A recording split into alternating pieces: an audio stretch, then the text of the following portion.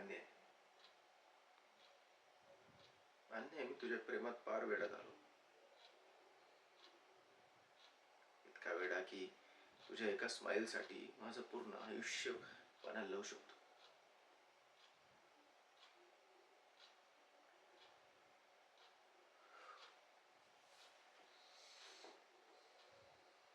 पण तुझे हे बोलतेस ना, पळून जाऊन लग्न करू,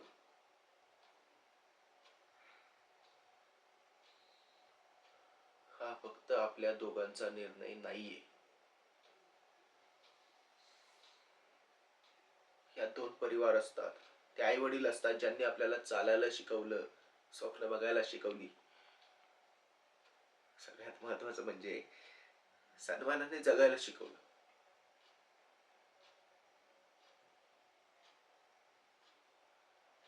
असं लग्न करून मी स्वतःला हिरो आणि तुला तुझ्या आई वडिलांच्या नजरेत गुन्हेगार नाही बनू शकत.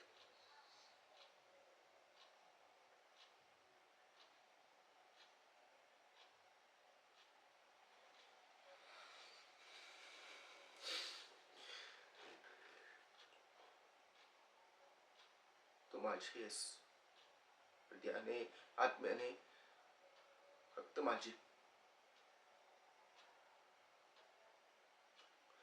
पण आपल्या प्रेमाचा अर्थ असा नाही ना की आपण त्यांना तोडावं ज्यांनी आपल्याला बनवलंय.